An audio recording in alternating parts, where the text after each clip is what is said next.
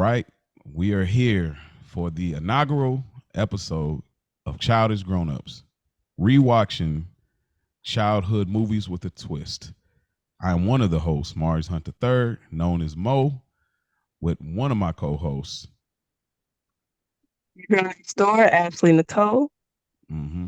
And my other co-host. This is Mia. And we are here, this wonderful, beautiful trio that we have formed together, are here to talk about nostalgic films. We felt the space needed to be served, and um, we decided to be those people to serve that space.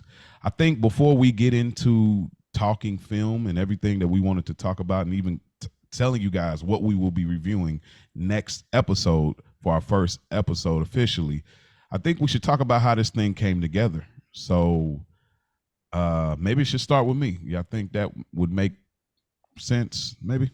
Yeah. Yeah. Okay, I'll start first, and I'll throw the ball in your court, Ash, because I think the sequence of things kind of work that way.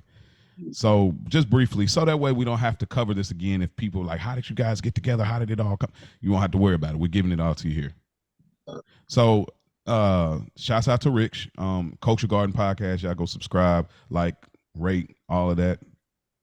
He's been doing the movie space for a while, been in the movie space, him and Ray P, as well as School. And I just have loved what the work that they have laid over there, and just the nostalgic feeling that they have offered us. And then even being able to do some guest spots. I've been over there quite a few times. I know that Mia has, and even Ashley got to get over there for an episode.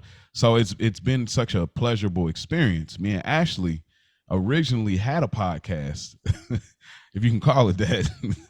It was the quality was so bad. This was before we knew really what podcasting was, and we didn't have no computer. We recording off a phone, and come a long way. But I let Ash share more of that portion.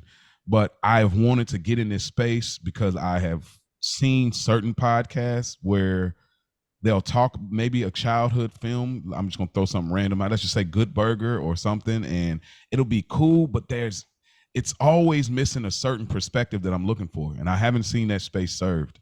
And I said, I looked at what we are doing at Good Earners reviewing The Sopranos. Most of our listeners that email us, they tend to really enjoy our perspective because they never heard it from people that look like us, and just kind of a different twist and flavor to the same film, and what we kind of not only identify with, but what stands out to us is a little different, and people tend to enjoy the entertainment quality in that. And I thought that the space could be served.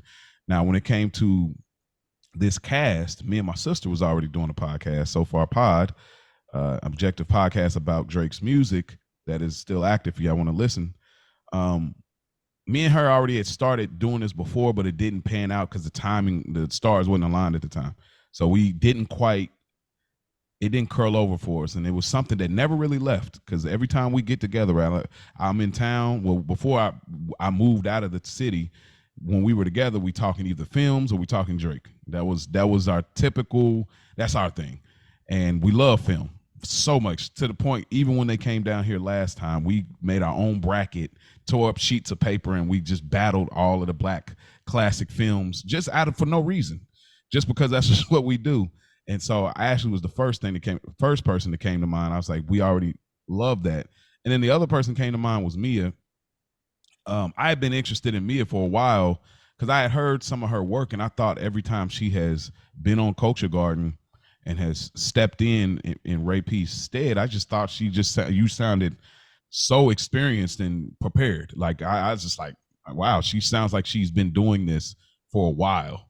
And I enjoyed it. I was like, oh, this is good insight, very good, good texture, had a good sounding voice, and just good transitional. It was really good. I was like, I was just surprised that you wasn't doing this anywhere else. Like you and Rich was cool, and of course you told me a little bit how y'all got connected, but I was just like, she's really talented. So I was excited about, we were going to do something with School, but things didn't ever happen. And I was like, dang, I really wanted to see what that would be like, getting School style, your style, and my style together. But you never left my mind when I thought about it. I knew, I said, I don't want another guy. I knew I in this space, I was like, I think it would be more interesting with two women and one guy. We don't see that as much. And then because the guys always overtalk the women. And I was like, man, women be having dope things to say if you just be quiet and calm your rah-rah down, you know. So you stayed in mind, and of course, Rich made that connection, and we was blessed that you would oblige and accept the invitation. So that's kind of coming from me being like kind of the origin of how I came up with the idea and then reached out to them. Ash, you want to share kind of your connection to how you got here?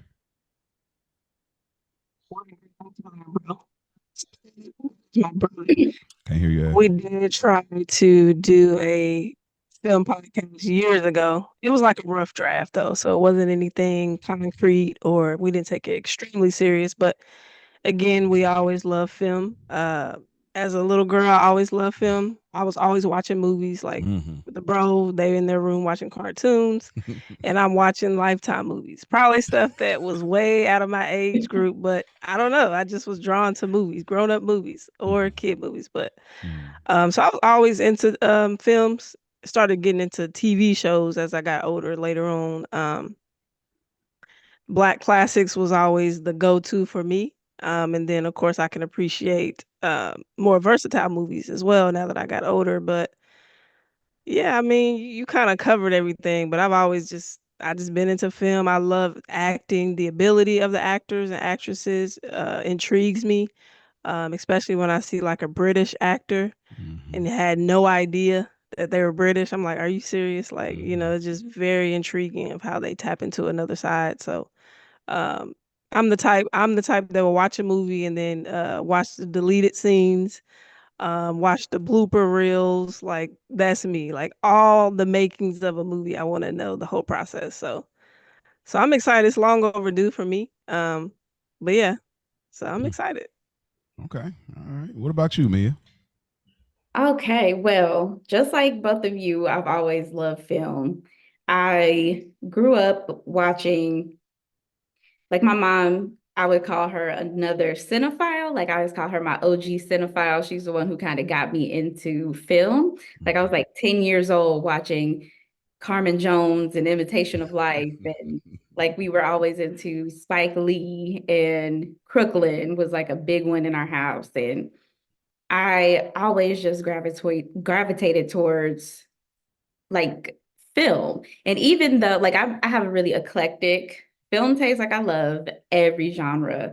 And I would notice that a lot of people weren't watching the things that I was watching. Like I was watching sci-fi fantasy, I was watching black and white films. I'm a huge fan of horror. If you have listened to the Culture Garden podcast, you would know I'm like the horror girl. That was my introduction to podcasting in this space. Mm-hmm. Introduction into the Culture Garden family was doing the Halloween episode with Rich last year. And from there, I got to do a couple more episodes with school. I did two on school's guilty pleasures, and then I did another episode with the whole Culture Garden cast. Shout out to Rich, School, and Ray P. Mm-hmm. And I actually was on the Friends and Family episode, and I remember I was listening to that, and they had a separate episode, which was a conversation with Mo and um Spike. Ike, right? Shout out to Ike, Spike Shout Lou. out to Spike Lou. But I was listening to it, and I just remember being so like intrigued by both of your perspectives. And I was listening to you talk about, your life, and you were just so candid and open. And I was like, dang, this is the type of podcaster I would want to be. I've always wanted to get into the podcast space, but there was just a certain level of comfort with how you talked and how you express yourself. I was like, okay, I could learn Mm-hmm. something from him. So then when we were supposed to do our episode with school, I was really excited about it. And then of course it didn't come to fruition. But then when Kyron Rich told me that you were thinking about having me for something else, I was like, yes, please have me, because this is perfect. So that's how I ended up here. Hmm. Okay. Wow. that's so intriguing. I don't know if I don't know. I don't think you shared that when we had our phone call, but thank you. That's that's dope. Like I appreciate. I don't know too many people that listen to podcasts that would listen to a podcast and say, "Hey, I would strive to have some similarity in my style if I come to the mic at one point, or I I I, I can identify with that. I like that. I relate with that. Like that's dope. I do truly appreciate that. That might be the first time I've heard that. Like somebody like from a podcaster standpoint, I normally get a little more credit from production, I guess. Not that I haven't been credited before, like as far as hey, you're a good podcaster, but I tend to get more like, man, the way you flip that episode, put it together, this and that, you know. So I appreciate that. Thanks, Mia. No problem. Okay, so I'm gonna jump into a few questions. So yeah, I kind of talked a little bit about like the love for film, and obviously, well, I didn't. I guess I didn't share my love for film, but what I will say is just film, television. Uh, my love is I've always been intrigued at being able to convey an emotion from a screen, and it jumps back onto you, which is why, if y'all haven't already, I created my own fictional podcast called Roll, the audio drama series, because I wanted to see if I could convey that, you know, that feeling of how people can emotionally draw you. It's amazing to me. It's like, bro, we know they're acting, but we forget they're acting. Like somebody has to say and cut next scene, like scene 42. We to be able to get that accomplished, and then the person to be somebody totally different and shut it off and then turn it back on. That's amazing to me, you know, and it's very enjoyable. Okay, so here's where I want to go with it.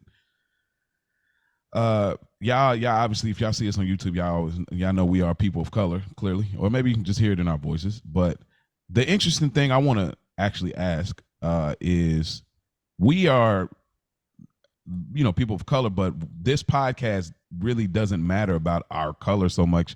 You'll see that come through from perspective standpoint, but it doesn't matter so much. So I want to ask y'all, what does, you know, the animated films, you know, that we grew up in the 90s, a lot, obviously Walt Disney films to be specific, what does that, do you feel like that is a, those films are a way to put everything, differences aside, to say, hey, look, we all just kids and we love these movies? I would agree. So you're saying minus race or, the Mm-hmm. way we were brought up and all that? Yeah, Mm-hmm. absolutely. I would say the Disney movies are, again, you're just a kid being a kid seeing these animals talk or, these fictional characters talk. So yeah, I would think being into that Disney world takes all of that out where you can really just focus on the film. Mm-hmm. So yeah. So I would say yes and no. Yes and no, Mm-hmm. because as a kid, of course, you're not thinking about that. You're not thinking about it. And, you know, even though, like, as people of color, we don't see ourselves represented a lot in that space, or we hadn't. So you find a character to relate to Mm-hmm. regardless, because hello, as people of color, we have to do that anyway. Yeah. But as I got older, and then when representation started to become a thing, I guess I started to look back at ways that it was important. For example, like I'm a huge Lion King fan. Like Mm-hmm.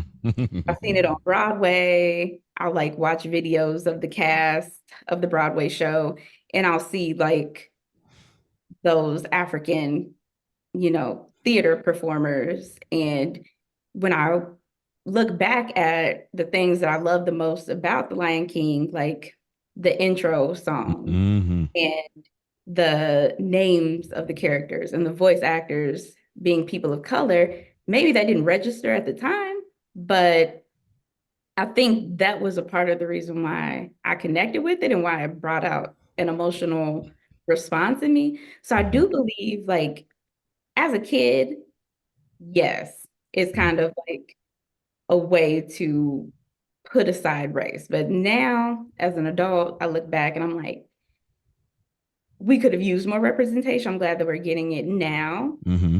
But I feel like kids will find something to relate to no matter what. Like we were all watching Pokemon and we watch anime, find something to relate to. We don't see anybody who looks like us. Right. But I think that it is important. Mm, okay. Even if kids don't see it in the moment, they'll realize it eventually.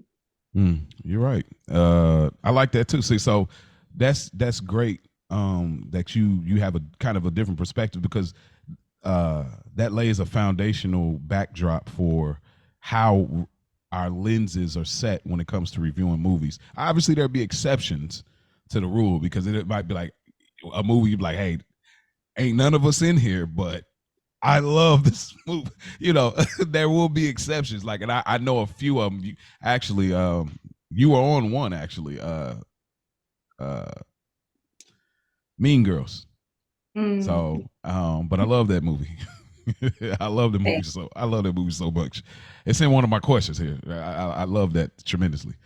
Uh, but okay, all right. So when you look back, what do you hmm, what is when you think about movie theater experiences as a kid?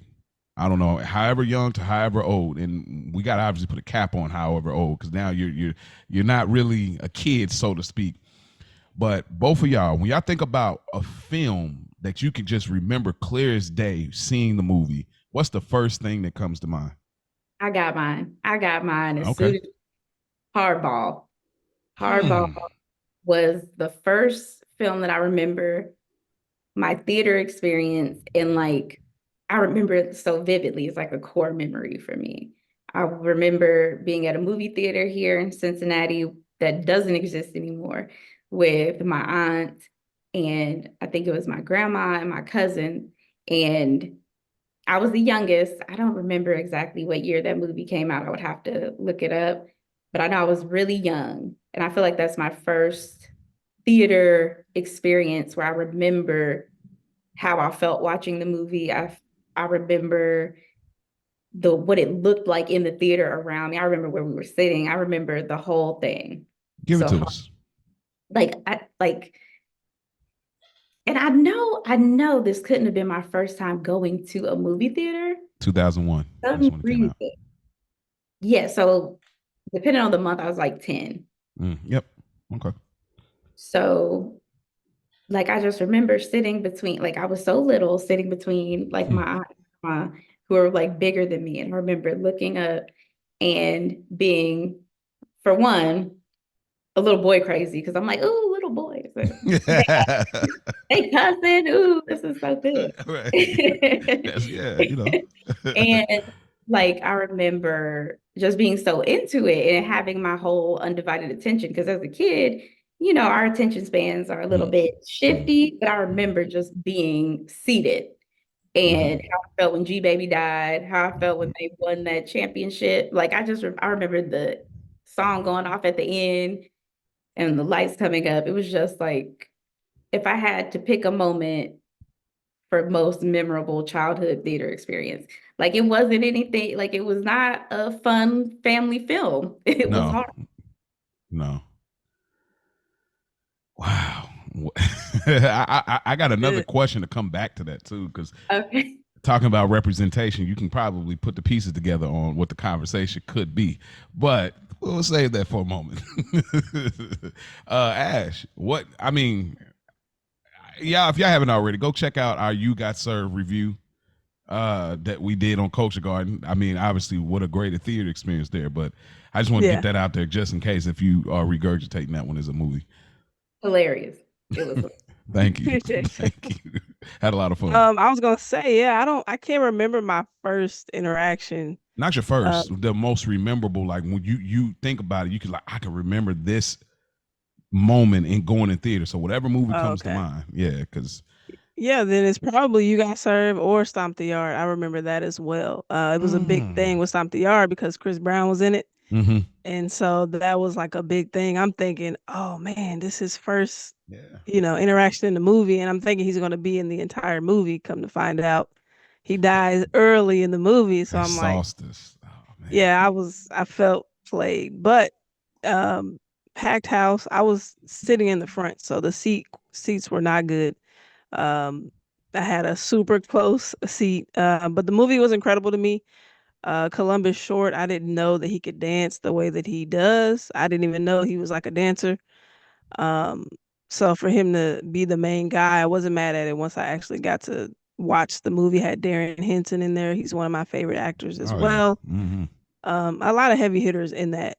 And just around that time where dancing was a big thing, just in our Yeah. household and Mm-hmm. around the neighborhood, just Mm-hmm. dancing was just a fun thing to do.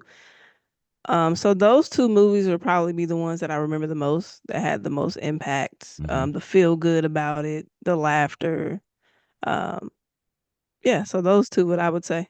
Yeah, that man, I'd imagine that tell me when to go in the theater probably was great. Boom, Yeah, that probably like that probably hit crazy with the surround yeah, it was surround good. sound. Yeah, It was good. which is crazy because he was in, like we talked about, he was in You Got Served. So then they say it's a spinoff. I mean, it's a little limp. Eh. It's a little limp, but hey, it's cool. All right, we'll give y'all that.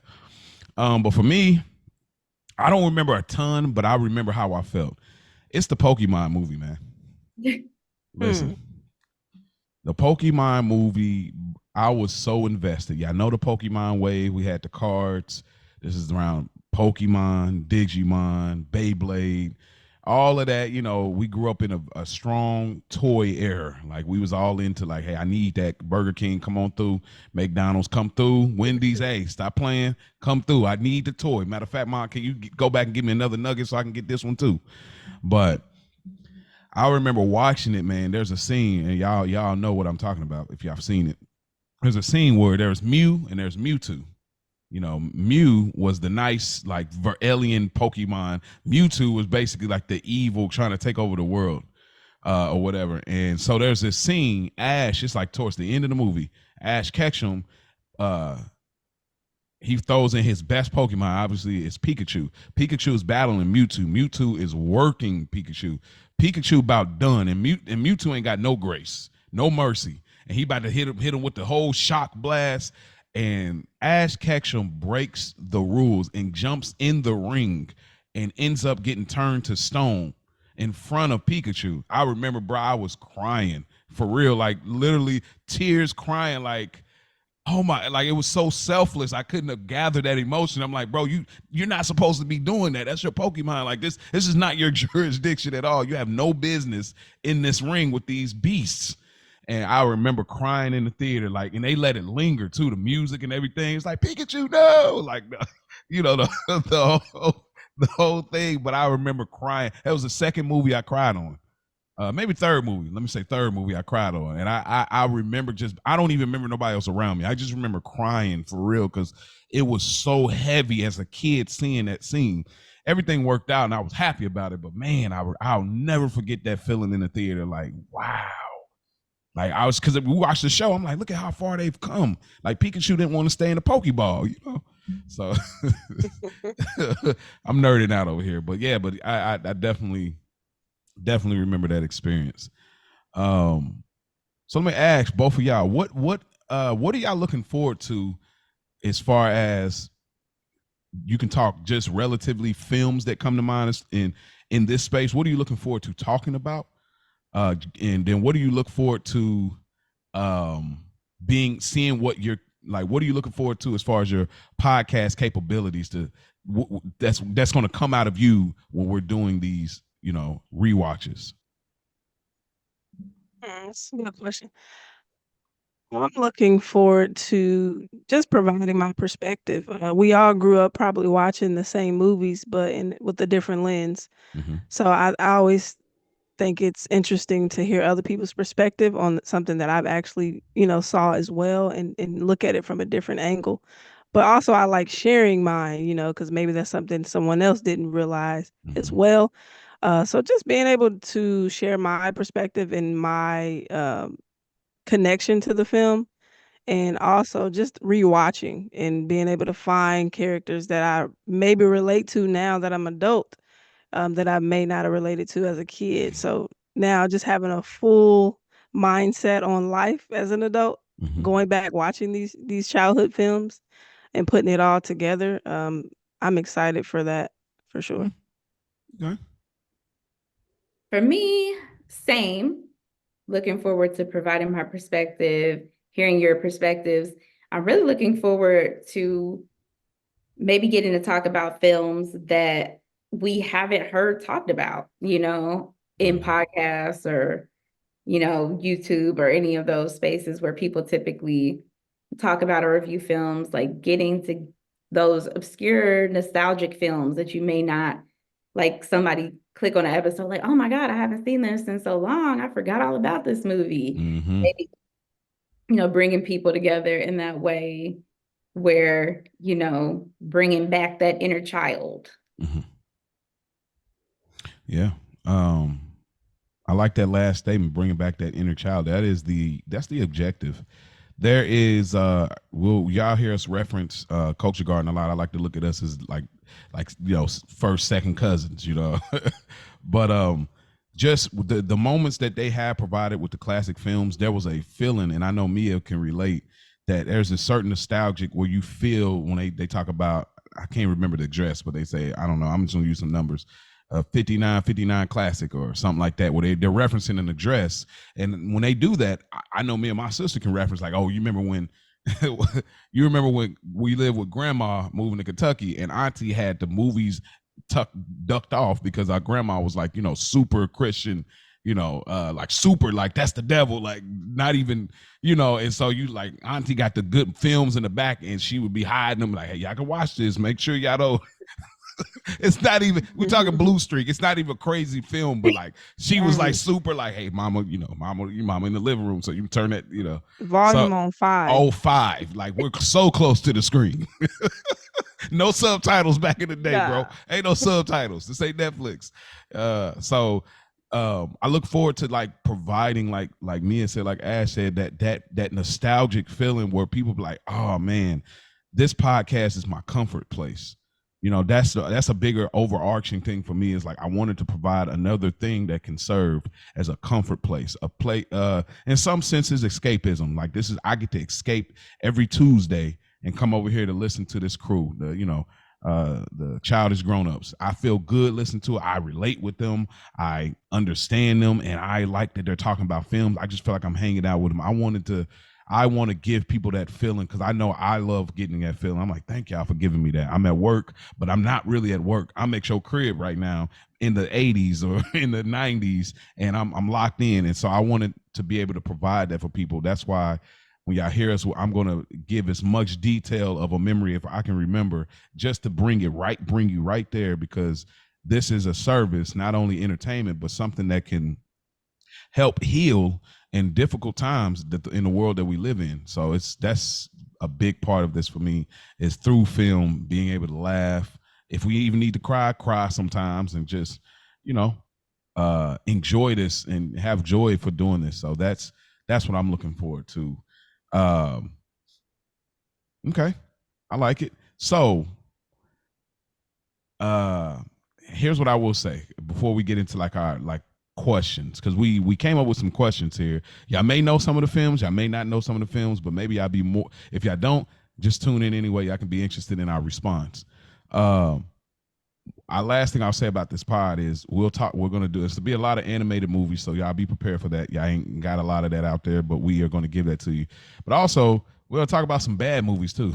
It's every movie's not going to be a classic. Some movies, it might be a classic and it's a bad classic, but we will talk about bad movies too, so be prepared for that. We will talk all black movies. We will talk non-black movies. We're going to talk every kind of film that relates to our childhood and what we grew up on. Now will we review films that maybe one grew up on and the other didn't, or two grew up on, or that's in the question. We will figure that out. But nonetheless, we're going to be reviewing all kind of films in the circa 1990 to, I'm not going to put a timeline on it, but I'd imagine we're all relatively the same age. I graduated in 2009. So 08. 08, see, so 08, 09, Ash is 11. Yeah. So, I mean, I don't know how far up we going to go, but it all makes sense as we keep hitting each other in the group chat. So nonetheless, that's what y'all can expect. All right. So now we're going to get to our, our kind of our flash question round. This is just our questions that we got about films and maybe TV shows, movies, whatever it is. We're just getting to know each other, but we're also giving you the preview before our first movie review. Y'all stay tuned because we're going to tell y'all what our movie review will be next Tuesday. So without further ado, I'm going to throw the ball in Mia's court first. Okay. So I have some of the age-old questions that you probably have heard, but haven't gotten a chance to like talk about podcast wise. Mm-hmm. So we'll do one at a time each. So we'll move like that. Okay, cool. Gotcha. So we're all familiar with the film Soul Food. Mm-hmm. Was Terry the real villain? No. No. Ooh, you took it back. Terry is no. Terry, for context for those like who is Terry, what is soul food? Terry, she was like kind of the matriarch of the family. She was an attorney and she made the most money. Are we talking about the movie? Yes. Okay, all right. But basically, her husband cheated, and she didn't have the best attitude. Like she was pretty, pretty pissed, and she really wasn't rocking with the family, wasn't rocking with her husband, rocking with her cousin that slept with her husband. And most people look at her as the villain, But so that's just a quick synopsis of that. But absolutely not. I guess. What do y'all think? And then I guess the other question probably behind that, I imagine you probably got who's the real villain, huh? Yes. Okay. Guess I'll go next. I won't say she is the villain. She has villainous ways. I'm not gonna say she's innocent. Let's be clear. Um, but I won't say she's the villain because we got to remember she her sister ended up with her guy, Her boyfriend, from yeah. early on. So it's like Kenny. Remember she was dating Kenny, Mm-hmm. and then Maxine ended up coming into the play, and they ended up being married. So just like you can't forget that part. Like you know what I mean? It's But just like that's yeah. everything just keeps happening, but she's not innocent. But I won't say she's a villain. Of course, I don't think she's a villain. I agree she had villainous ways. She had a stank attitude. But um I do think that they portrayed her as like an antagonist in a way, even though I won't say a villain, but there had to be somebody that went against the grain. Mm-hmm. Who's Now, a real villain? Sorry, go ahead. Mm-mm. My bad. I didn't mean to cut you off. I'm no, sorry. no, no. I was gonna say like she took it a little far a couple times. Yeah. Yeah, Like calling the cousin to beat up Lim, that was villainous. that Yeah. was crazy work. That was OC. Then backtracking. I made a Bruh. couple calls. I was like, what? And girl, okay. But Yeah, wild. Uh, but the real villain, I would say, I don't think there was a villain. I think that the villain is generational curses and trauma. mm, that's deep. Why do you say that? You know, they had an older mom, daddy who used to gamble, uh, obviously health problems within the family, which come from the habits of the family, secrets being kept, I feel like a lot of the ways in which real everyday Black families experience those sorts of situations, that's the villain. Nobody's going to therapy. Mm-hmm. Why are you sleeping with my cousin? That's Why we can't talk? I feel like Mm-hmm. there was the invisible villain, the lack of communication, Mm-hmm. and faith. Faith was the villain. Okay. All hey, right. bro. Man, come on. Me, I love your perspective. I love your depth. But let's keep it a bean. It was Bird, bro. Stop playing with me. How dare you do that to your man, huh? Huh? Why in the world Oh, you got this light skinned dude pulling up Oh man. with the Kool Aid mouth? Yeah, you know, and calling my wife Cola, and That she's was like, "I was crazy. trying to get you a job by your old work." What? That is crazy. Bird is the worst, bruh. Like that to me.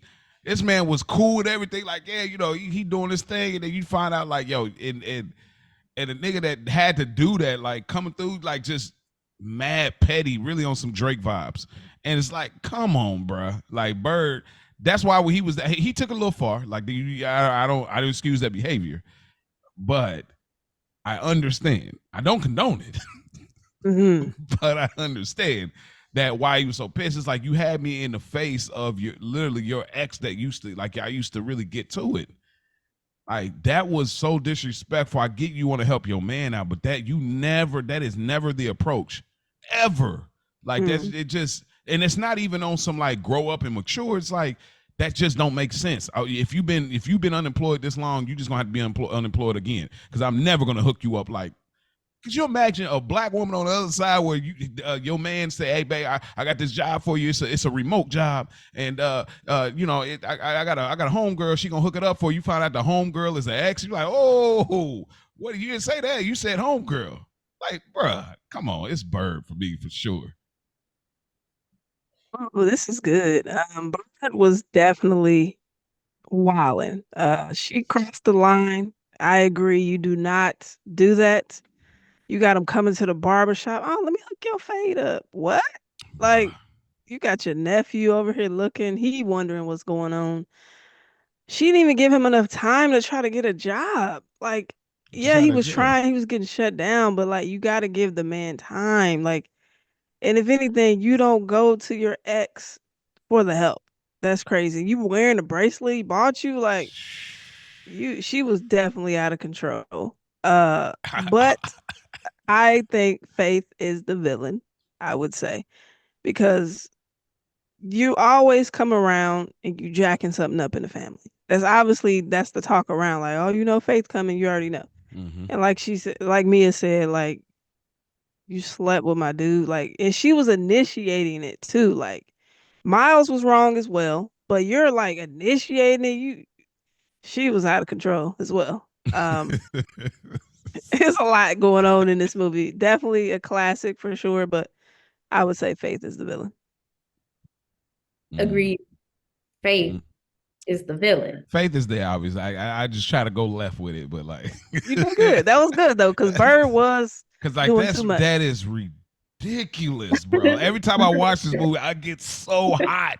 I'm like, are you kidding? Because she. All right, anyway, is that a movie y'all would want to talk about? Is that a movie y'all would want to review? Soul Food. It does have a Just out of lot in it. curiosity. Just out of curiosity. Um, I'm open to it. It's not a must, but I'm Yeah, open. It's not a must. You feel that way too? It's not a must, but mm, I could I could see it down the line. down the line. Yeah, yeah. Okay. All right, Ash, what you got for us? What's the question? Okay, so my question is, where do I want to take it? I'll start with here. Let's go to Titanic. Did Rose have room for Jack on that piece of wood that she was laying on? Do we feel like it would have sank if they both? I mean, do you feel like the effort should have been there, like to try to pull him up? Like this is the talk over the years. Like she left my man's out there in the water, you know, half body. You know what I'm saying? Do we feel like she could have made room for Jack, or it was over with? What do we feel? I am about to send y'all a picture in the chat. Mia, I'll let you go first because Okay. this is crazy Every work. time I watch it, all I think is, okay, when that lifeboat came back, you laying up there singing, wrapped up in a blanket. You ain't said a word to Jack. You holding his hand. Girl, y'all could have been moving and shaking. We would have been taking turns. You Okay. get up there for a couple minutes. Okay, I feel like I'm about to die. Now I get up there for a couple minutes. Like, Facts. why you just up there? You chilling. Big chilling. This man is dead. He got icicles coming out of his nose. Like, it's been that He got long since icicles. you ain't checked on him in how long She fell asleep, didn't she, at one point? I got an image, so y'all can check that out in the chat, bro. Like, come on, dog. like, bruh, dog, you serious? That Like looked like enough room for him on that, that bro. side right there. We getting the tight cuddle on. You hear me? Like we're Yeah. getting the tight cuddle on. If we ain't doing what Mia said, like, hey, we taking turns until somebody come, you hop up in this cold, then I'm hopping up in the cold. Like, bro, that's literally the definition of bro. Don't be a hero. Like, come on, dog. Like, I absolutely there was room to answer your question, but come on, man. Like, I just met you. I'm not giving it all up. Like, for what? You to remember me? Like, this guy I met on the boat and he was such a hero. Like, nigga, no. And this movie like 3 hours long. I didn't spend time with you. We didn't did some things, bro. Right. No, I don't know you like that. This is a vacation, nigga. You know how many payments I made to get on this boat, bro? I'm not. No, nigga. Huh? Oh man. Nah. I There's definitely agree. room. She should have made room for my boy Jack. You just got him out here. Like, hold my hand is not enough effort for me. It's not. So his hand was frozen on to her. That's how long he was laying in that Oh, water. that's crazy. yeah, that The frozen nah. hand is crazy. No. All right. Okay. So my question is: In the Wood, the movie's called The Wood, taking place in Inglewood, California. In the Wood, when Mike grabbed, was it Alicia or Felicia? Alicia. Alicia. Alicia. When Mike grabbed Alicia's booty, then he gets whipped like a G. Should he have called it quits on the pursuit? No, Mm. It should be interesting from two women. I would like to see what do y'all think. no, No? no, no, Hmm. no. I don't think so. He deserved it. I No, mean, he why deserved it. Yeah. put your stinking hands on me? But no, they were young. They were in the eighth grade. Mm, You okay. know, that's Okay. part of character building. That's part of our story. We're gonna tell these grandkids. Right. That's the you right. Uncle Okay. Stacy beat your daddy ass because he grabbed my booty in the eighth grade. See, I Mm. like how she put that. That kind of Yeah, she when put that she well. sweetened it up. She put the sweet and low on it. That kind of She definitely. yeah. Okay, I like Um, that. What about you, Ash? um, he definitely was out of pocket. You Okay. should. You're the new kid. You're a stranger, and you don't even know these guys that are telling you to do it for $1. Like, y'all not even really friends, and you feel comfortable to go and grab a chick's booty, and this is your first day? That's insane. Um, That is but the if it's first day. me, I forgot the first this is day. first day. You grabbing booties and get beat up, bro. Hey, Bob, we gotta go to another school, bro. I'm done. But if it was me, I'm done pursuing her. I got whooped up by Stacy. That would have been, yeah, I would have been done if it was me. Yeah, I'm not he a pursuing her. blood. Like this ain't Yeah, never he's a over. whole gang member. It ain't never. He a blood, bro. It ain't never over with these guys. But Oh no, man. you see, he took it like a G. Now he Yeah, Big He Mike. did get that swing off he did too. get the swing off though. Like that It was swing crazy. was legit, and he did it quick. He got wow. Yeah, Like he yeah, he did. got it. He got it off. You know, and Stacy respected it. But I want to say now, but I gotta say that Alicia was really cute. You know what I mean? She was really cute. She was feisty. She was intelligent. You know, I can see if I got whooped, I lived on, and it ain't like every day I got to look over my shoulder. And then even I get up after, like dang, I get my dollar from my bros because I won the bet. Your bros? Like, y'all not even I bros. well, my potential bros, and then like she kind of looked concerned, and we make eye contact or whatever, and they both kind of big me up like, hey, they kind of had my back a little bit. I mean, I got the worst of it, but they had my back a little bit. I'll be like, all right, I guess it wasn't that bad. I guess it's the first day of school and we came from, Salem, Wisconsin or whatever. It's different in California.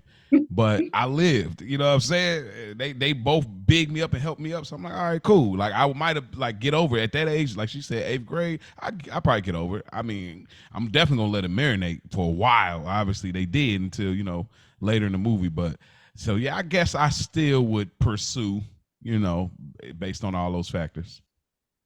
Okay. That was a good question, man. But Yeah, right on. oh, back to me. Okay. So another one of the, I feel like these are all like good Black films from our childhood. In the movie Love and Basketball, I Mm. got something for that too. Talk to me. it's a two-part question. Okay. Is this a toxic love story? And also, who was wrong, Monica or Quincy, that night when she had Mm. curfew and his life was in shambles? Mm. Such good Ash, you the questions. vet on this. This is your favorite movie of all This time, is correct? my favorite movie. Oh, Okay. okay. Look, Is she this a really she better cook. toxic is this a toxic love story? Mm, I think it was toxic. The reason I say that because I think of the word toxic in our time and how detrimental things happen from toxic relationships. And when I go back to that film, I didn't feel that way in it. And I don't feel like I saw it. Now, did they have some immature things? You taking the chick to Burger King, and I mean that was insane. You're ironing clothes to go on a date with another chick. I have no idea. I'm over here just telling you about my game, and you know she finna come over here. But again, that's another conversation. But so I don't think it was a toxic love story. I think they were just immature, and then they obviously grew up throughout the film. And then the second part, who was wrong, Q or Monica? I feel like Q. Um, I feel like he could have came to her dorm room. I mean, I understand again. You found your dad's cheating. This is a trying time for him. But it wasn't like she was like, I got to wrap it up tonight. She was providing a compromise. Like, hey, we can continue this. Let's just go to the dorm because, I got curfew. She has her goals and dreams as well. And, she already having a hard time with the team and the coaches on her ass. So I feel like he could have went to the dorm. That's how I feel. Mm. Is it a toxic relationship? I mean, it may be like a low level of toxicity. I think again, if you want to tie in the origin of it, them being kids and like, get away from you, dog, or whatever he called her. Like we pushed her down and fouled her. I'm not the one to put this scar on my face. Like that whole, origin of it all. It started off really rocky. Um, I think I kind of agree with Ash. It was immature. I wouldn't say it was super toxic. Maybe the college era, maybe we're kind of getting a little bit into that. It's very complicated. So I don't know how far I would tie it into toxic because I don't know how much they're hurting each other to be together. I think sometimes that toxicity has to line up with how much we hurt each other and then come back together to be together. So I don't know how much they're hurting each other. And then on the second part of the question, yeah, I've spoke about it before, but I'll speak here again. I think you're right, Ash, in regards to like she could have checked him in. Like I went to college, I know how that go, and he definitely could have. But I will say this was a trying moment for Monica. And I would say, even though it could have been convenient, you know how it is when you're having a deep conversation and you can't leave the spot. We in the kitchen having a deep conversation, or we on the phone. Ain't no, I'm gonna call you back. Ain't no, if we break this up, it's gonna interrupt everything that I needed to say. And if we interrupt this, it may not be what it was before when you call back. Now, what were we talking about again? Now I can't voice and express, and this is a real organic moment. So, as much as it is to say that I'm a ball player versus, I'm your girlfriend or you're my boyfriend, I would say Monica's right conceptually, but I say in theory, in that moment, this was one of those definitive moments where you gotta take that L if you want to showcase who you are as the girlfriend in that moment. It's like I got to, because guess what? There's gonna come a time where you dealing with stuff that you dealing with. You're going to end up working at a bank and all that, and this showcase if y'all were together the whole time. Who are you as a boyfriend? You know what I'm saying? So I do think that she should have stayed and just took that L. But again, if she wouldn't have stayed, she wouldn't have been starting. So it's a tricky road to go down. What say My you, thing D? is, if it Yeah, was Quincy, I don't know that he would have stayed. Like that's how I feel. Like he was like you think Mr. so? Hooper. Like I don't know if he was emotionally sound enough in the relationship Here's with what. her And to I'll do you stay. one better. Okay, I got He something that wouldn't have combat that. he wouldn't have had to make that choice. Quincy was a star athlete. If he would have stayed and not made curfew, he probably You're still would have right. been starting anyway. She was Mm, a low level, second string freshman, mm-hmm. you know, You're right. point guard. So he didn't have to make those tough choices, which is why I feel like when she said, "What's the matter, Q man? I forget to kiss your ass like everybody else." It's like because you don't have to go through what I have to go through Hmm. to get playing time. So, to you, yeah, it is important. My man, I am 18. I have to go to my dorm. You can walk with me. Hmm. Yeah. If we can lay up here, I could rub your head and we could talk about it. Or you could sit out here in these bleachers and I will see you tomorrow. Now, I have a little sister that's 17. She has been a varsity volleyball player since her freshman year. Let her go to college and tell me, yeah, I didn't make curfew. I didn't start because, so and so needed to talk. Girl, are you crazy? Yeah, crazy. Yeah, man. The stakes are different. So Yeah, fair. Okay, fair. But I want to speak some just a little pushback. Q, when the last game that they played on the court, he was there. Hate it, love it. She asked, and he obliged. Q was also there when she opened college letter. He came out there. So I feel like even though he has the privilege of being a star, if it was the other way around, Q would have stayed. He would have. Because if he stepped up to his father like that, he would have stepped up to his coach like that, in my opinion. you wouldn't have to. He He could, wouldn't have but had to, no doubt. But I'm just saying, I'm speaking to the character, not the position, but the character of who Q is. And I felt that he would have stayed. Like, yeah, he got privilege, but let's say that the coach still wanted to make an example out of him. He wouldn't have been thinking about that. He would have been thinking about her need if she, dealt with, let's say her parents is getting divorced because of the whole, ironing his clothes and washing his dirty drawers conversation that, but yeah, right. I'm just taking a different spin on it. You know what I'm saying? Absolutely. Agree to disagree. Yeah, no doubt, no doubt. All Okay, is right, it on me? it's on you. All right. We're going to brown sugar, guys. Do you feel like Tay Diggs gave up on his marriage too fast? He found out she went on a date with another guy, and then he just was like, "Look at me, face," and then he was like, "We can't stay married." Keep in mind, the day before your wedding, you're slobbing down Sanaa. Dang near was finna get it cracking, but again, you weren't married.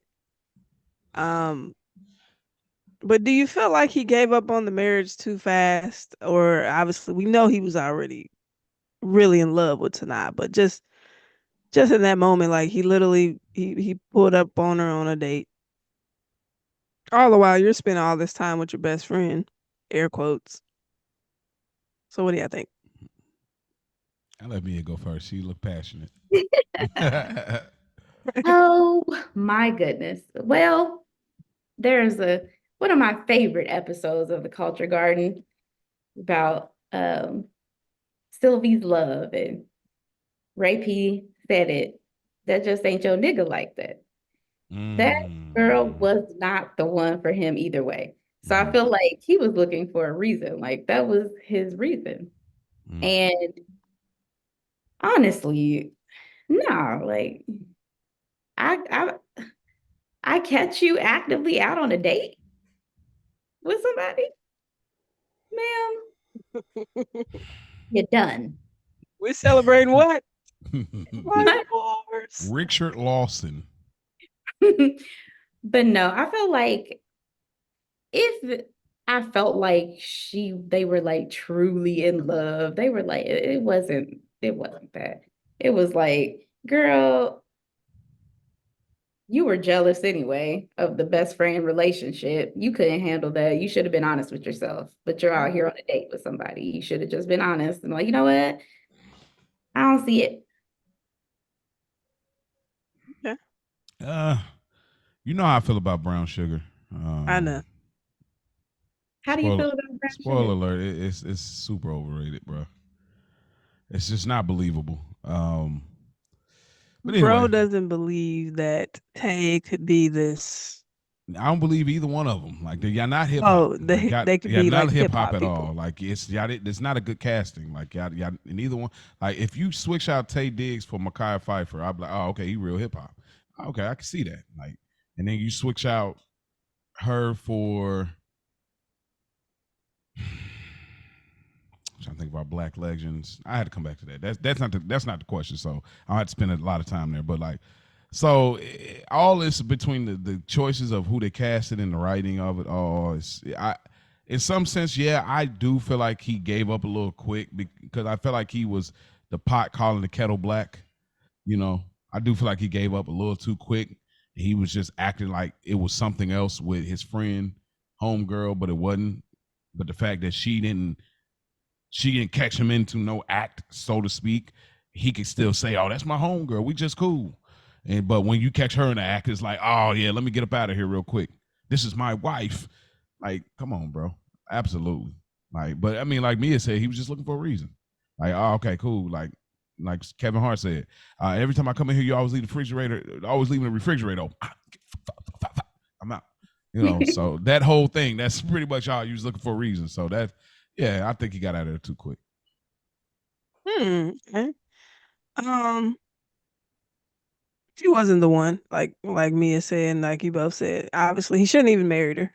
Um, you're kissing on Sanaa the night before. Clearly, there's a deeper message. So you shouldn't even marry her. But since you did marry her, yeah, low key, like you tapped out super fast. I mean, even though you had these feelings for another woman, you still decided to get married. So I do feel like you should have had a conversation, you know? Um, you weren't so innocent, I guess. Mm-hmm. He just kind of made it like he just was being Mr. Husband and, Mm-hmm.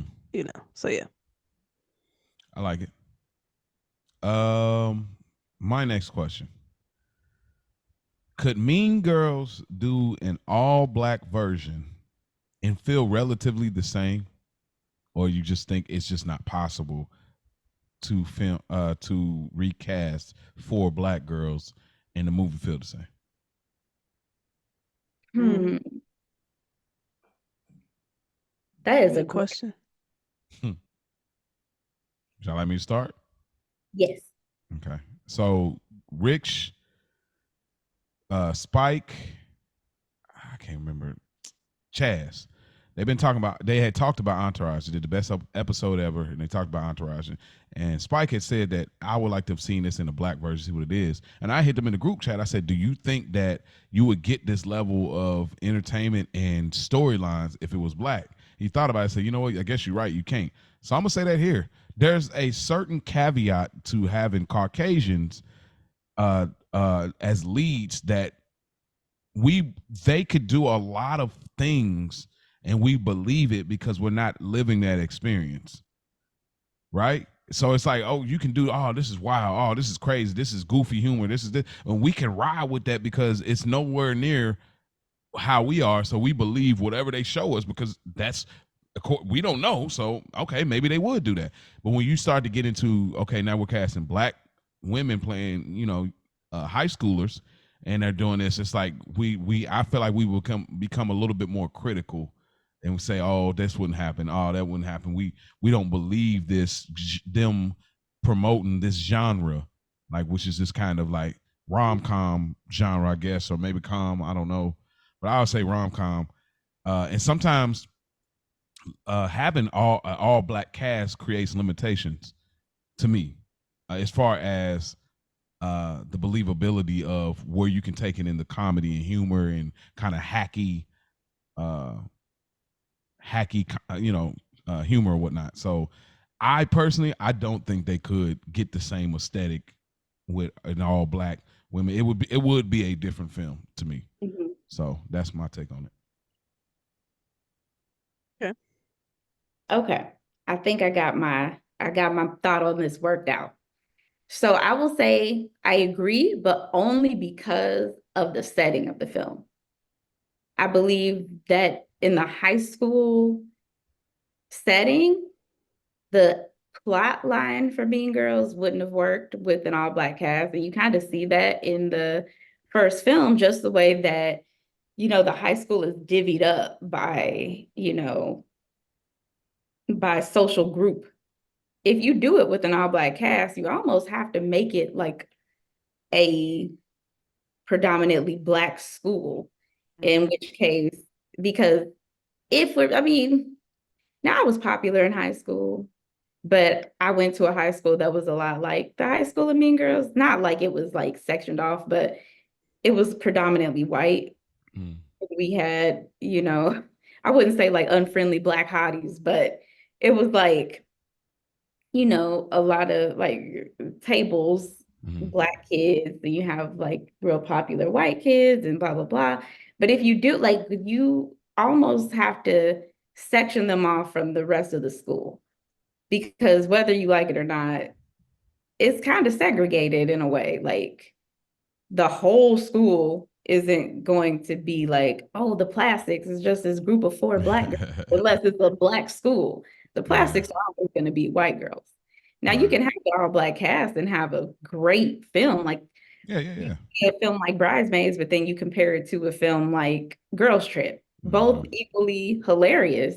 You have a film like, Boomerang, all black cast, professional black people is hilarious. Mm-hmm. But it is completely, it's a different setting. Like, you can't do that in a closed off setting like a high school.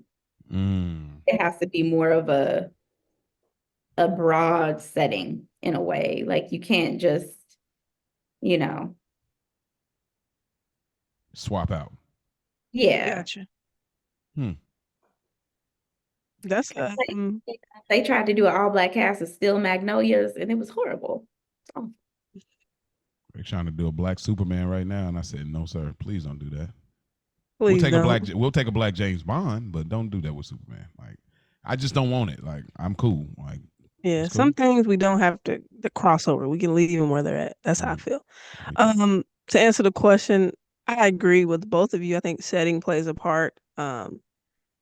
In where it could be, I could see four black women because there are black women that are ditzy and like Mm-hmm. bubbly, like that. We do exist Mm-hmm. in that world.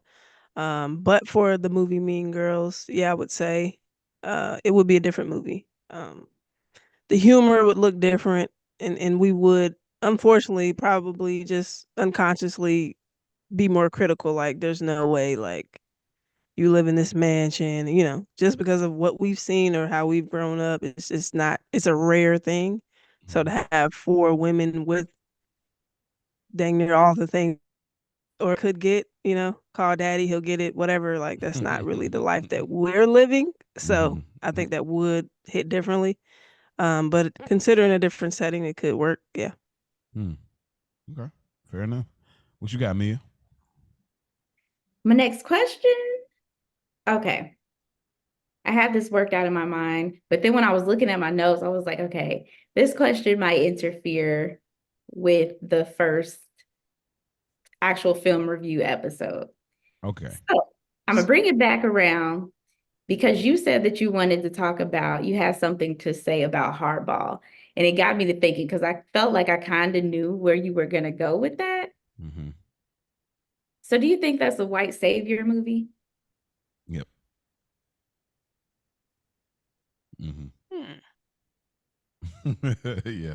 That's the you hit it on the nose, like right on spot on. That's exactly I where I was knew it. going. I mean, look at the movie poster, bro. The movie poster tell you the whole thing. Like, you know, but yeah, well, you know what? If since you have something for that, I would say save it for our next episode because we know, but they don't know yet until we reveal. Do you got something else after that, or is that the last one you got?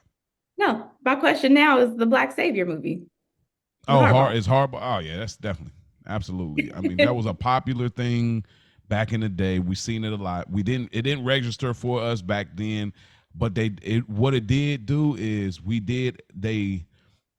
they got it off for so long because it did start to kind of. Well, let me speak for myself. It implanted in me that white people, if I can't trust in my own people, they'll look out for us. Until, of course, we get in this era now. It's like, oh, I was completely wrong. That was just how they did it in the movies. They don't. Some of them don't like us, you know. Yeah, definitely white. I mean, those that are white listeners, like y'all know, like white savior complex. Like, it's funny though. There's no black savior complex. They they never have like a black character that's gonna turn around the white Bagger Vance. the white classroom. Like that ain't gonna happen, you know. But yeah, so yeah, absolutely. That's how I see it. So Um, I'll be honest, I don't remember Hardball. I remember seeing it, but I don't remember the details of the movie. I'm gonna be Mm, honest with you. I haven't seen it in so long, and I don't remember it being one that I was going back to, so I don't have too much recollection about that one. So yeah. I have a different opinion mm-hmm. because I feel like you can look at it different ways because you can look at it like a white savior movie. I see a movie like The Blind Side and I'm like, that's like a Oh clear my case gosh. of white savior. I can't even watch that movie anymore. Okay. But when you look at Hardball, he was a hot mess. And I feel like it was kind of an instance of they kind of saved each other. Like those kids kind of saved his life and turned his life around in the same way that he came in and, you know, kind of put his all into the baseball team and got them. Because he didn't save them from shit. He helped them win a baseball championship. At the end of the day, they still live in the projects. They still sleep below the windows.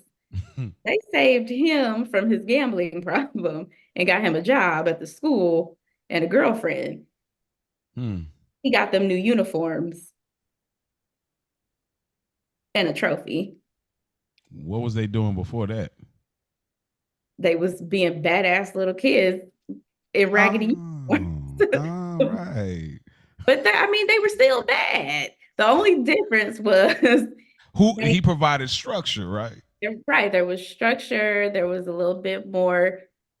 I feel like it was because he came in as someone who was kind of a hot mess. And they were like, you know, he didn't feel like he was above them. Like previous coaches were Mm, like, I'm just gonna come do this little charity thing, these little black kids. I don't care about their uniform. I don't really care about the team. But I feel like because he was already really down on his, like, he needed the job, he needed that money, he needed mm, that check he was getting mm-hmm, for that baseball team. So he had to take it seriously and put a little bit more into it. Not necessarily in the beginning because he wanted to, like, oh my God, I just want to save these kids. He's like, I need this money. mm-hmm, So, and by getting to know the kids, it helped him. It helped them because they saw they had a coach who gave a shit. So it made them want to work a little harder. But it also helped him realize, like, wow, maybe I need to get my act together because I'm a fuck up.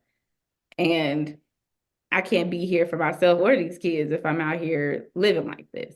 So I kind of like, yes, he is white, mm-hmm. He is white. but I don't necessarily feel like he saved them.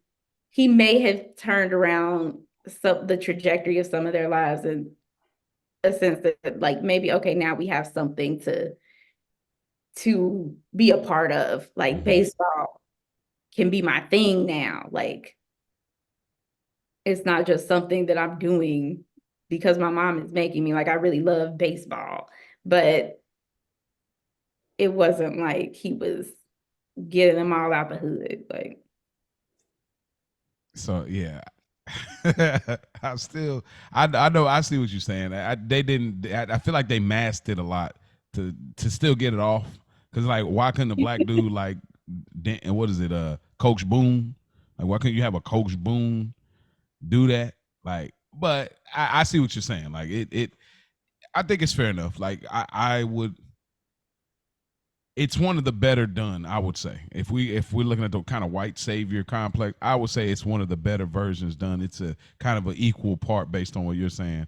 I still see it that way just because it I'll give you that. optically looks like that, and it's like, even though it's like, oh, they may have done more than they did, it still's like, okay, so all they needed is an example to somebody that really cared to change that. And why is it a white dude? That's pretty much what I'm saying. It's like, Oh, you know, I give you but that. I think you make a great point. So I say it's probably like an equal. It's one of the better movies, and maybe we'll review that. That'd be an interesting conversation because I've seen it too. It's been a while for me, but I've listened to some things. Get you guys to rewatch that. Yeah, I'm gonna Yeah, y'all watch. gonna make me I may watch it. backtrack. I may backtrack. I may be like, you know what, you was right. I did. The way I remembered it versus when I watched it. So who knows? I'm always open to change my mind. That's what we do on this pod. Yeah, I'm gonna have to go back and check it out. Then give y'all my perspective. Exactly. What you got, Ash? Last one I got is Love Jones. Mm-hmm. Is it overrated? Yes or no? And tell me why or why not.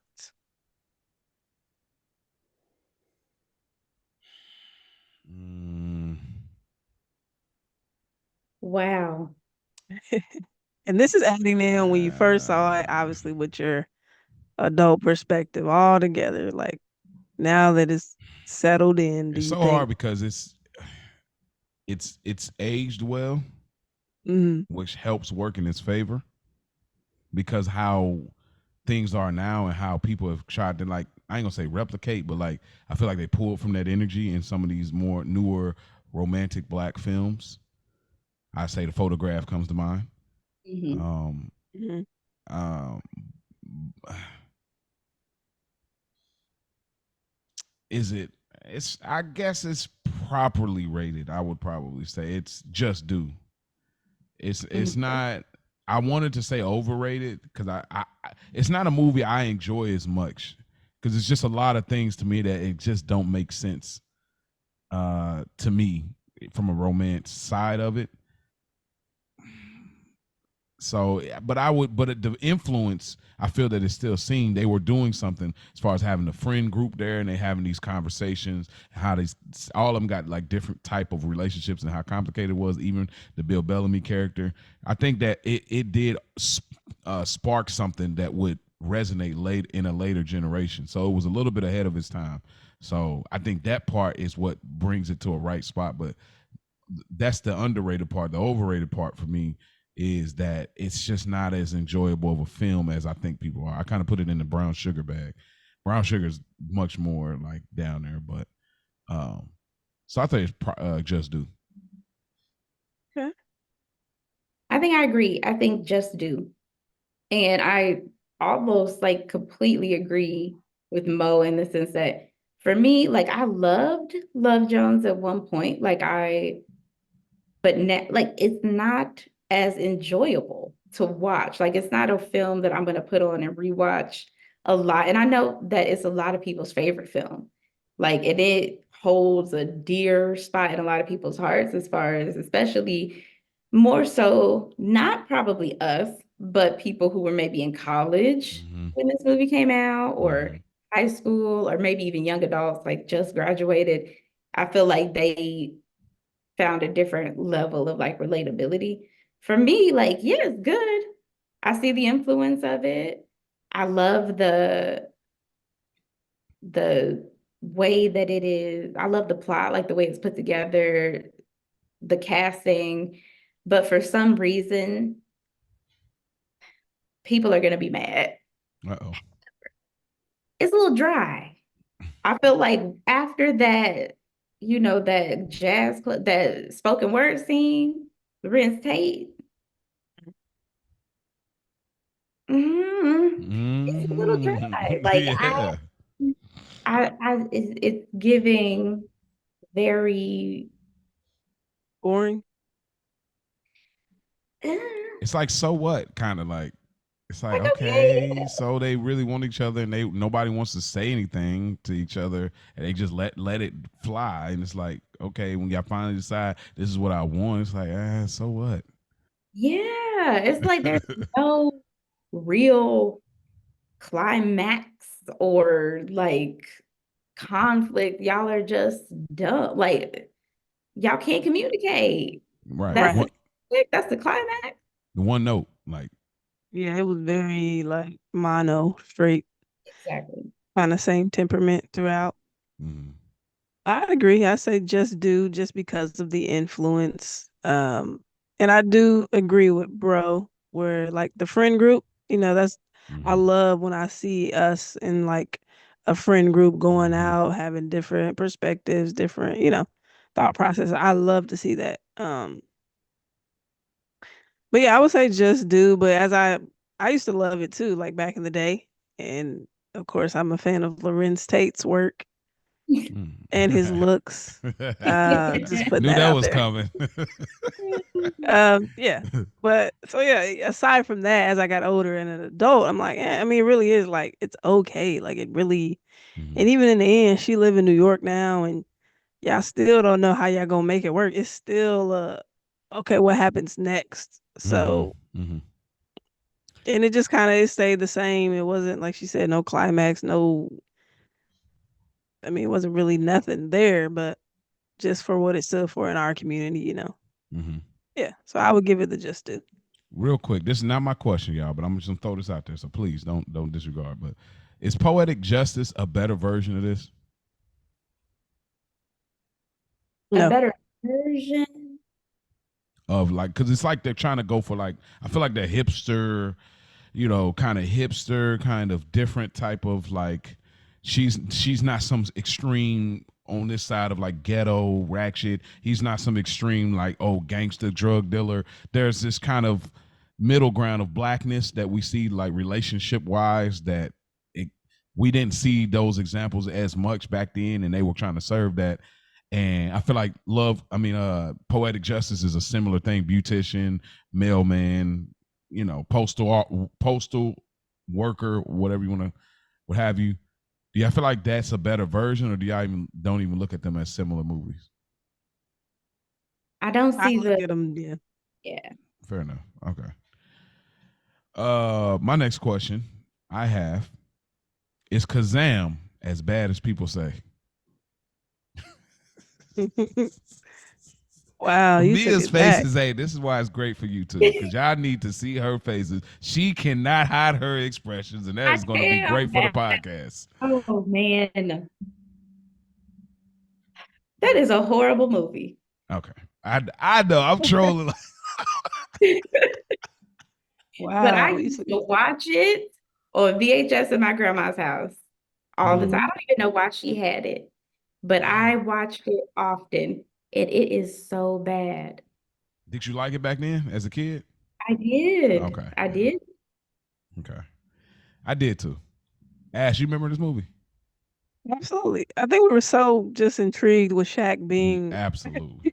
you know what I A mean? We were kid. so caught up in that. Yeah, it just, but it's not a good movie at all. Nah, It's not good. I'm But trolling like a back then, bug. hey, you couldn't Hey, tell us that. Shaq was rapping and everything too. He's like, oh man, he got some rhymes. Like, Right. them rhymes is terrible, dude. Yeah. Oh, goodness gracious, nasty work. So you said that's all the questions you got, Mia, right? Yes. Ash, that was your last question. That was my last All right, I question. got a few more before we get out of here. All right, ants or Bugs Life? Mm, And Hmm. I gotta look again. They Take both. they both are really good. I was seeing like somebody actually did a versus as far as like on a website or whatever, like this versus that, and they said they get giving points on each side, and I kind of agree with the sentiment of it. I would go Bugs Life. I think Ants had the better story, but Bugs Life, the aesthetic, all of that, it was just ants, so they were all brown. I didn't really like their look; they were really ugly. From an animation standpoint, which ants are ugly, like it's supposed to be Right. that. But Bugs Life, to me, I love the main character. His color, he was like that royal blue, and then you got all of the other characters that had a good villain in there. And then I even remember the PlayStation. I believe it's PlayStation, like the PlayStation game that goes with it. Yeah, I The remember the the game. Yeah. green color, it was just aesthetically on the eyes. Like I don't remember the movies as well. That may be something at one point we will review. I don't think I've ever heard nobody review Bugs Life, bro. Like Yeah. ever. So Or and that's Yeah. a Pixar movie. Like, Right. you know. Hmm. Um, Um, but yeah, go ahead. I'm sorry. well, I go with Ants. I love Okay. Ants. The storyline was really good. It was really good. And dude was just so clumsy and just it was good.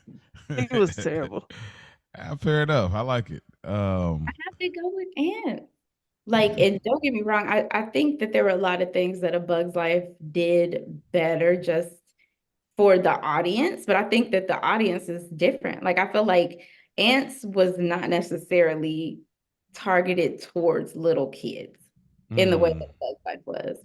Like, A Hmm. Bug's Life is a little bit more colorful. The villain is very clear cut, like, it's a grasshopper. It's not another ant.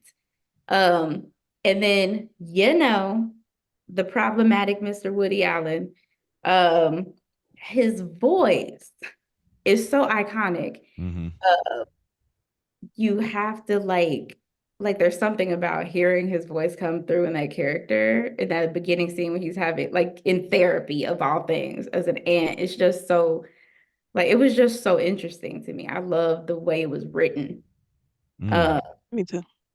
Sylvester Stallone, like you can see his character, like even though it's an ant, you can see like, oh yeah, Right. that's it. Like, and the I don't know, the war scene is one of my favorite scenes with the termites. Like I love that scene. I feel like even though the aesthetic of the ants wasn't as pretty, mm-hmm. like the way that they made their facial features match like the voice actor Mm-hmm.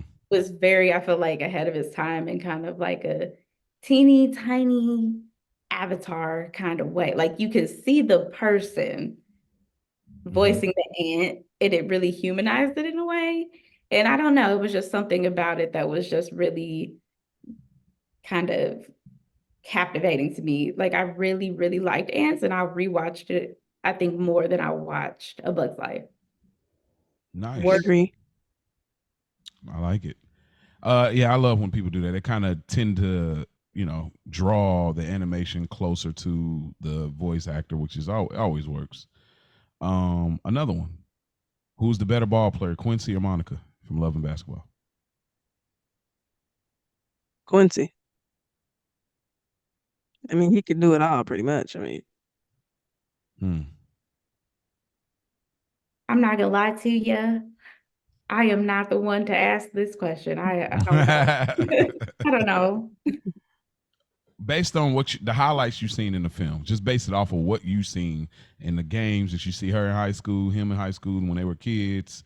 I mean, her playing overseas, him playing in the league. When you compile all of that, who do you think was like?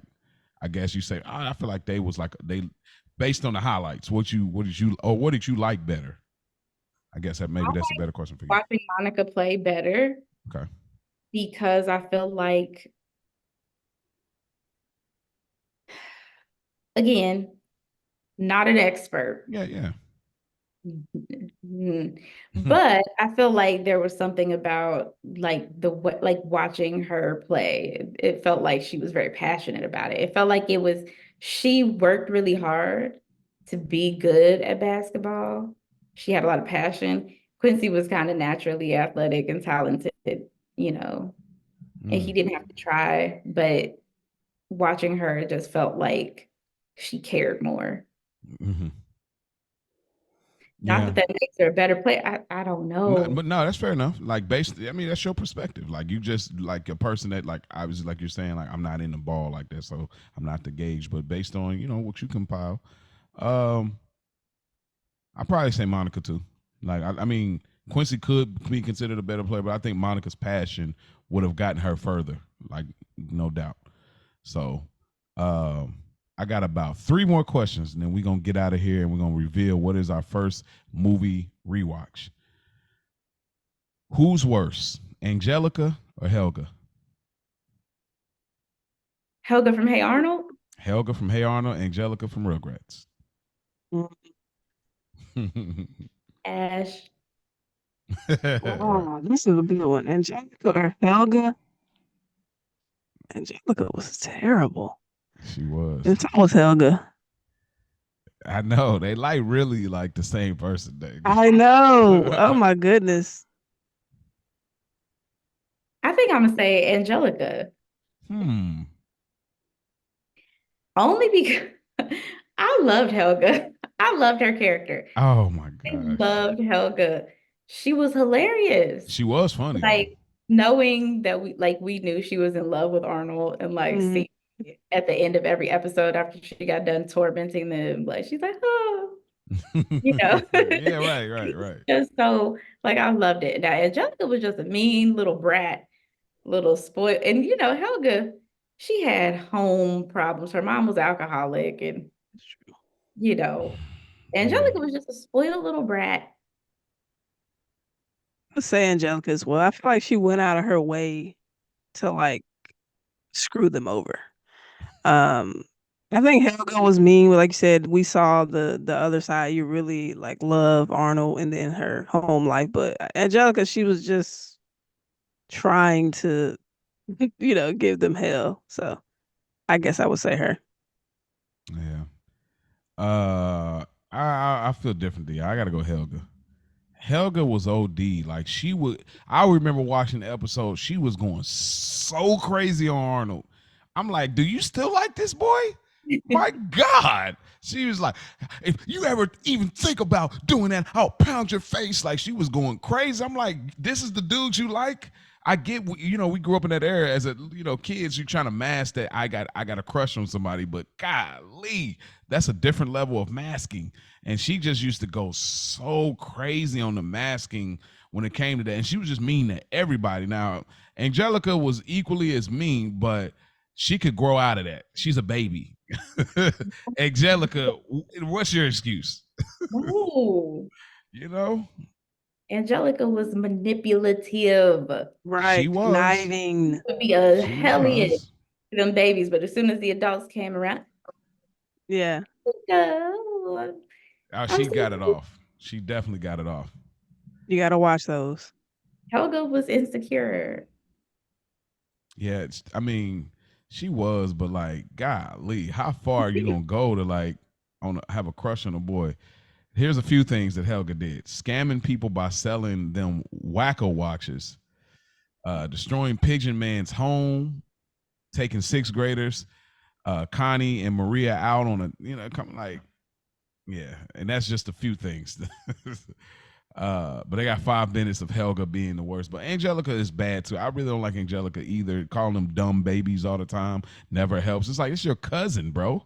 Like that is crazy to call your cousin that every time you see him. But shouts out to Susie. You know what I'm saying? Susie had to regulate. Regulators. She had to come through and regulate. Like get Angelica together real quick. So all right. I got 2 questions left. I'm sorry, I do not got 2 questions left. I got 3. But real quick, is Skeeter Valentine black from Doug? Now, why Skeeter got to be the black? I mean, well, we What'd you all say? is Skeeter Valentine black from Doug, his blue friend? Is he? I Because think I he always thought definitely that is. I mean, Patty look, mayonnaise was mixed. Obviously, that's what I thought. I'm like, okay. We figured like, okay, she's mixed. I mean, that's how I've always seen the lens. I know for some listeners, like, why does this even matter? But like, y'all, just, relax. Like, relax, okay? I had to pull up a picture. he's definitely black. He always was beatboxing, wasn't he? He got a high top fade. Yeah, I had to pull it up too because I forgot what he looked like. He's black for me. I always looked at him that way. I'm honestly like, uh, and I even see something recently where it's talking about shouts out to the childhood TV shows that promoted interracial friendships, and they had him and Doug, and they had of course Gerald and Arnold, and you know, uh, I've always seen him that way. I mean, they made him Crazy blue. thing is, go ahead. No, go ahead. I'm gonna put this picture in the chat of what he looks like, his voiceover. I can't wait to see this. But it does make it tricky because then you look at Patty Mayonnaise and you say, "Oh, they got her clearly brown." Oh. I can see that though. His voice Yeah, wasn't black at all. Like I'm not saying like voice wise. And right. It again, the was cartoon just is not meant to like be like, oh, it's a black and white thing, but it's a interesting thing when you got Patty Mayonnaise that's actually brown with blonde hair. But then you got Roger Klotz and him blue. You got green characters, blue characters. So which I like that they did that back then. We can get past the racial stuff and we can just enjoy it. But it's just a curious mhm. curious question nonetheless. Uh, all that intro. Which intro is better? All that or Proud Family? Oh. Boy, y'all ready for the headache? So you got, of Mhm. course, y'all know,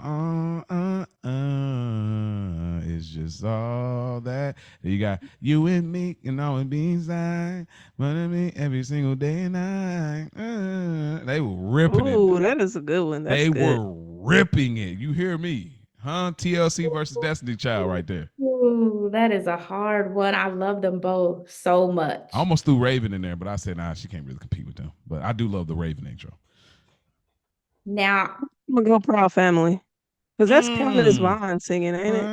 Proud it's Solange. family. Oh, it's so Like good. Destiny's Family. Child on the hook, Solange on the verse.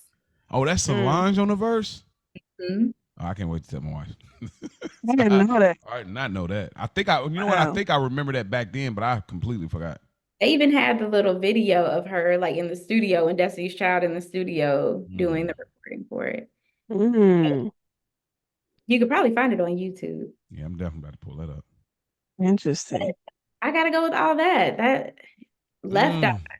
Now this is just an introduction before I blow your mind. The show is about if you do it all Do it the all the time. time. Like you can't We no. all of that. Like, come on, bro. I Like got yeah, it's gotta that. be Listen, we we do karaoke and we listen to so many instrumentals, and I can't tell you how many times we throw all that. We'll sing love it into a whole nother beat because that all that note is ridiculous. Like, and then like, I know we're not supposed to throw like the visual into it, but like the visual of the kids hopping up, like, and mhm. it's hard because it's the whole aesthetic, right? It's the what all that meant to us, obviously representation, but just a whole bunch of different type of kids all having fun doing skits. But record for record, I still got to go all that, and I love that rhyme. But Proud Family is right there. They gotta be right behind them. There. It's right there. My last question: if there was a cartoon world that you could live in, what would it be? Take a second think. If y'all need to pull up some Cartoon Network, if y'all need to pull up a Nickelodeon, uh, Cartoon World. yeah, in a cartoon world. Now my original answer was gonna be like, "Hey Arnold," because I've always liked that city. It feels like a New York and some other cities kind of mixed in, which I think they talked about that at some point, inspirationally wise. But I gotta figure it out because I really didn't think about it. Hmm. So let's see. I gotta look at the characters that'll tell me the world. Hmm. So you got your The Rugrats. Recess. Yeah, Remember Recess? now Recess. Yeah, that's legit. Recess is legit. Rocket Uh, Power. Power. I yeah, literally Rocket was just Power. thinking, Rocket Power Oh, slept Rocket on. Power. That was living good. why Yeah. they did why. Hey, the Wild Thornberries though, you kind of if you into that like nature-ish travel bag, you know what I'm saying? Like, I think for me it would be Um, This is a hard question for This is myself. tough. okay, hold on. That's why I said it's so hard because it's like if you had to be in that world and that's where you were. Uh, You can go on Rocket Power. Like mm, it just seemed like they was always having fun. They had the skateboards, the bikes, the that was in rollerblades. Hawaii too, I believe. Yeah, like they was surfing. Like I like that. it just seemed like good energy out there. So I'd probably go with that. That's a really good one. Hmm. I'm trying to That's a find something that's not so boring either because I like Ed, Ed and Eddie, but it does come off like a little boring. It's like man, I ain't got nothing else to do. Pick on each other. Mm, Very Odd Parents, Johnny Bravo. yeah, Johnny Bravo as was. told by Ginger. Oh, see, that's my show. Mm. That's my show right there. Ooh, as told by Ginger. Also an Ooh, iconic intro song by Macy Gray. that was Macy Gray. Ah, that's crazy. Wow. Feels like the Ah, Moesha in anime. it was. You're right, man. What a comparison. Oh, you only gonna get that here at Childish Grown Ups. That comparison, Moesha of animation. Like wow. Yeah, man. Um, there's Futurama. There's Boondocks. Kid. Boondocks is like that might be a time. um. All right, let me try to pick something. I'm sorry, I don't want to prolong this thing. Uh, Kids Next Door. Remember that? yeah, Wow. absolutely, yeah. That was like cutting edge at that time. I That remember was a like. video game too. I guess I got to go. Hey Arnold, man. I tried to see if there was a different one, but Hey Arnold, that vibe, that jazzy music. Hmm. I love the whole all of the neighbors in the building of where Hey Arnold stayed, and of course the freaking Hey Arnold room.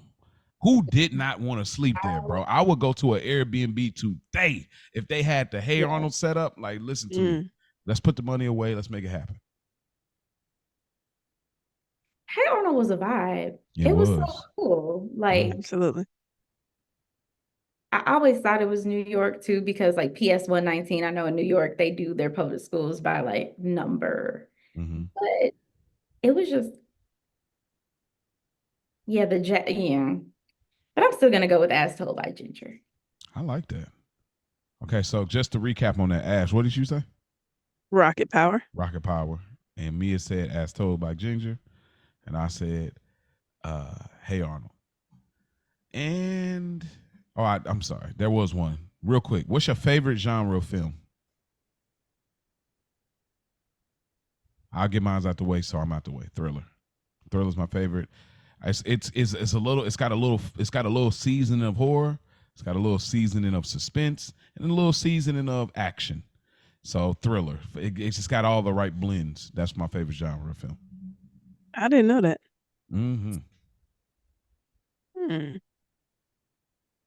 So you want me to list a few? Just why I know you're looking them up, but there's No, romantic. I mean, I'm a romance girl, but Okay.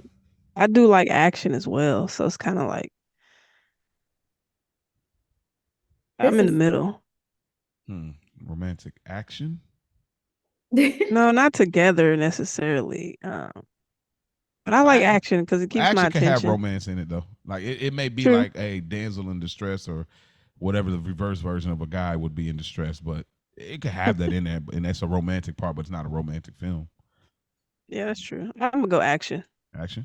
Okay. so tough for me because I really just love so many different kinds of movies. Mm-hmm. Like I am a horror girl. I'm a Mm. horror girly. I love horror films, but I do love me a thriller.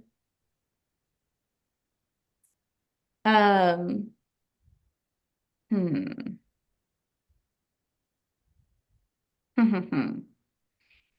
For the sake of the pod, I am going to go with horror. Mm. Okay. That makes me really interested in what y'all will once we get through, the few that we kind of already got listed. I'm very interested to start seeing what y'all come up with based on those being y'all favorite genres as well as mine. Um, before we get out of here, so we here's our first movie review. So what we're gonna do is we're gonna let y'all know at the end of the episode what's the next movie that will be reviewed. That way it gives y'all time to go check it out and watch it. Y'all can just Google it and find where you can find it. It may not cost you much, maybe $3.99, $4.99. Y'all, it's cool. Y'all can come here on YouTube or Spotify or Apple Podcasts and y'all can tune in. So we're gonna start it off. So we Ash kind of initiated it. So you will be the first. This will be considered your first film that you kind of elected to do. And then once we get to next week's episode, Mia will reveal what will be the following episode. So this week, or the next week, next episode rather, Ash, what movie are we reviewing? We are reviewing Lion King. Um, so I'm sure this may be a fan favorite. So many gems in it. So many things that I like about it, love about it, and just having a grown up perspective on it. I'm interested in sharing with you and learning you guys as well. I will still watch this movie today as an adult, like nobody's business.